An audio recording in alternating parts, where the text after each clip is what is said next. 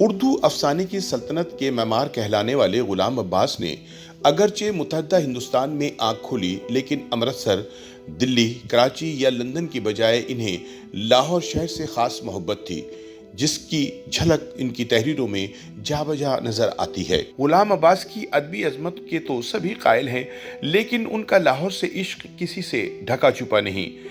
ایک شہر کسی کو ادیب کیسے بناتا ہے، اس کے ادبی ذوق کی بنیادیں کیسے استوار کرتا ہے، اس کی خفیہ صلاحیتیں بیدار کر کے انہیں کیسے صیقل کرتا ہے، اسے ادبی ریاضت کے لیے سازگار ماحول کیسے فراہم کرتا ہے، ان سب سوالوں کا جواب غلام عباس کے لاہور میں گزرے ماہ و سال کے احوال سے مل سکتا ہے۔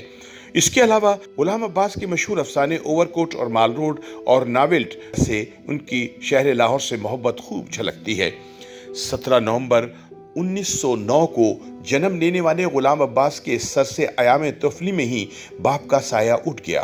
4 برس کی عمر میں والدہ اور نانی کے ساتھ وہ امرتسر سے لاہور آ گئے۔ والدہ کو پڑھنے کا شوق تھا، جو بیٹے کو بھی منتقل ہوا۔ بچپن میں کلاسیکی ادب پڑھنے کی چاٹ لگ گئی۔ 15-16 برس کی عمر تک آتے آتے بہت سا ادب پڑھ لیا۔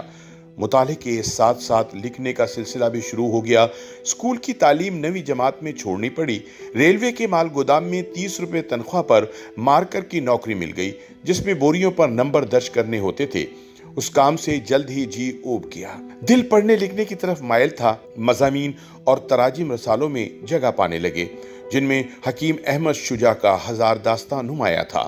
اس میں 1925 میں ٹالسٹائی کی کہانی دی لانگ ایگزائل کے ترجمے سے ادبی زندگی کا باقاعدہ آغاز ہوا۔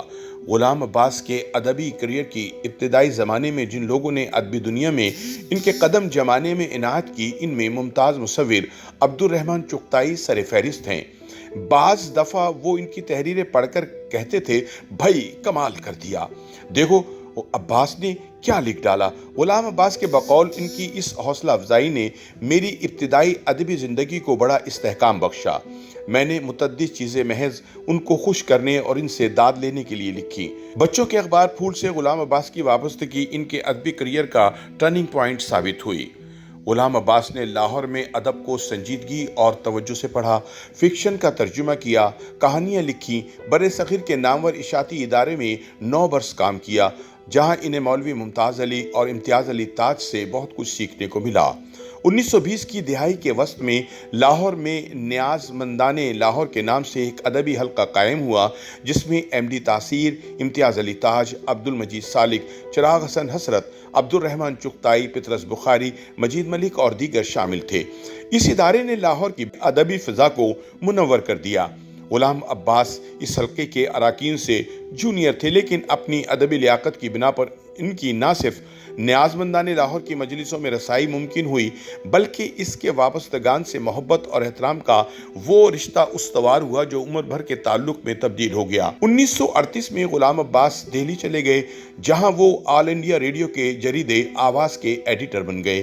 یہی وہ زمانہ تھا جب انہوں نے اپنا شاہکار افسانہ آنندی تحریر کیا، جس پر بھارتی ہدایت کار شیام بینگل نے فلم منڈی بنائی۔ 1948 میں غلام عباس کا پہلا افسانوی مجموعہ آنندی شائع ہوا۔ اس مجموعے میں ان کا ایک اور یادگار افسانہ حمام میں بھی شامل ہے۔ اس سے یہ حقیقت منکشف ہوئی کہ غلام عباس کو طویل مختصر افسانے لکھنے پر بھی مہارت تھی۔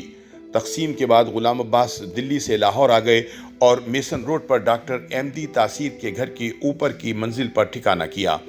دلی سے 10 سال بعد ان کی لاہور واپسی ہوئی۔ غلام عباس لاہور میں بہت خوش تھے۔ یہاں کی گلیوں میں انہوں نے اپنے لڑکپن اور جوانی کے دن گزارے تھے۔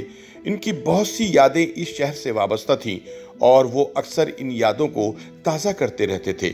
ان کی قسمت میں مگر اس شہر میں رہنا نہیں تھا، اس لیے چند ماہ یہاں رہنے کے بعد وہ کراچی منتقل ہو گئے، جہاں ریڈیو پاکستان میں ان کو ملازمت مل گئی۔ اس کے بعد وہ BBC میں بھی کام کے لیے لندن گئے، لیکن شہر لاہور ان کی پہلی محبت بن کر ہمیشہ ان کے دل میں دھڑکتا رہا۔